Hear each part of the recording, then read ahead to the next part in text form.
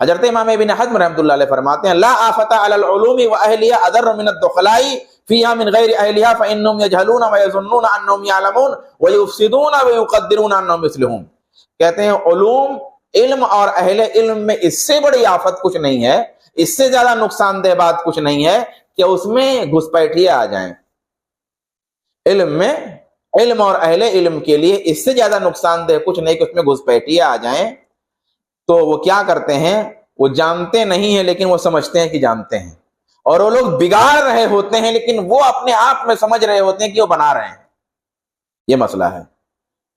سنن دارمی کی حدیث ہے خذوا العلم قبل ان يذهب، علم لے لو اس کے جانے سے پہلے. قال وكيف يذهب العلم یا نبی اللہ، کہا ہے اللہ کے نبی علم کیسے جائے گا بھلا، وفینا کتاب اللہ، اللہ کی کتاب قرآن موجود ہے. اب قرآن تھوڑی کہیں جائے گا، قیامت تک قرآن نہیں جانے والا، تو جب قرآن کہیں نہیں جائے گا تو علم کیسے جائے گا اللہ کے رسول. قال فغضب، راوی کہتے اللہ کے رسول ناراض ہو گئے. قال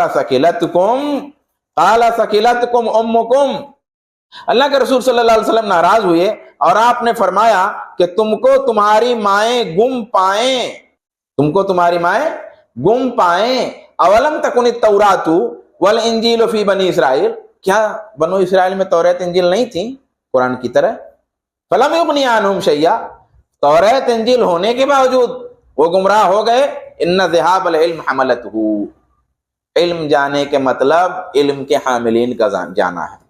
علم جانے کا مطلب کہ اچھے علماء کا چلے جانا ہے. اچھے علماء نہیں ہوں گے تو گائیڈنس نہیں ہوگی.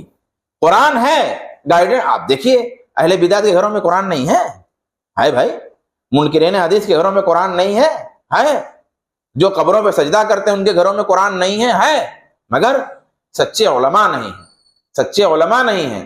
تو اصل میں علم جانے کا مطلب کہ علماء چلے جائے، اس لیے علم علماء سے سیکھنا ہے.